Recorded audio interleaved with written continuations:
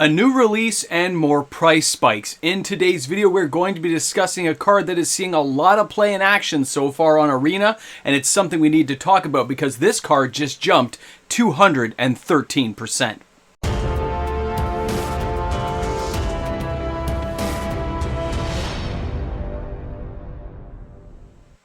Thunder Junction seems to be having a lot of price spikes within this set, but is that price spike going to hold, or is the price going to settle down? Will FOMO win the day, or is patience going to pay off? Welcome back, everyone. MTG Moxman here. Thanks again for hanging out with me on my channel today. And a reminder that if you enjoyed today's content, if you like what you saw here today, I hope you'll support my channel by turning on your notification bell, hitting that subscribe button. It's awesome to have new people here on the channel joining the conversation. And yes, we are talking about another Thunder Junction card that I recently was trying out on Arena. And if you haven't heard of this card yet, you're going to, because this thing jumped up massively, 200+% in the last couple of days. Let's take a look at this card together, and this is the Slick Shot Show-Off. Outlaws of Thunder Junction. Now, there's different versions, of course, right? The full art and stuff, worth a lot of money, but this thing has jumped in value, okay? It is just soaring up, and it's another one of those cards like we talked about yesterday with Tiny Bones, another card that is sold out, another card that is becoming very difficult to find. As players have kind of tried things out on Arena, they are picking up this card, and I'm sure other YouTube content creators have covered this card by now, which means the surge of sales is being spurred on by a whole bunch of people bringing attention to what the card can do. Now, let's take a closer look at the sales. They are racking up across the board on things like TCG Player and local LGSs I'm here in Toronto, as well as a lot of the outreach stores I check in with. They're all saying it's sold out, or they didn't really have more than one copy in stock anyway. So there's just none available. Now, what does that mean for us? Well, when we take a look at this card, the Slick Shot Show-Off is a 1 red, 1 generic, 1/2 flying bird wizard. It is a rare, it has flying, and it has haste. And it says whenever you cast a non-creature spell, Slick Shot Show-Off gets +2/+0 until end of turn. Yes, he's bolt bait, he can be taken out by things, but here's the twist. It has plot for 1 red, 1 generic. Now, most people will ask that question, why am I casting this now if I'm going to use it later? It's to make sure you can load up.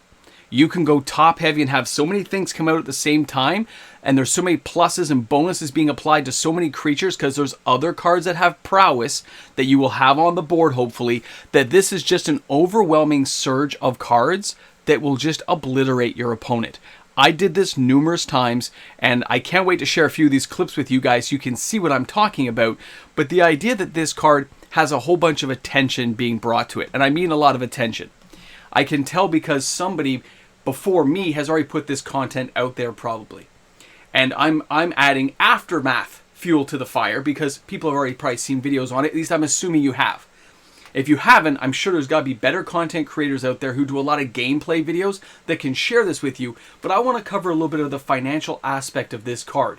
So yes, the card's awesome. Yes, it goes off and it plays really well. But here's the thing. Wizards of the Coast has left answers. Remember, they have answers for everything when they give us sets like this. You have to look around, you have to use different color combinations to pair off against it, but there will be an answer to this card. There are quick, fast casting instant spells that will draw this card out and eliminate it when it comes into play. So again, it still breaks down to a strategy game. So what does that mean for the price? If there's an answer as easy as Get Lost, and this card is spiking up to $10, $20, $30 in the next few days if it continues on the trajectory it's going on now, what does that mean for players? It means somebody is getting rich selling these cards out.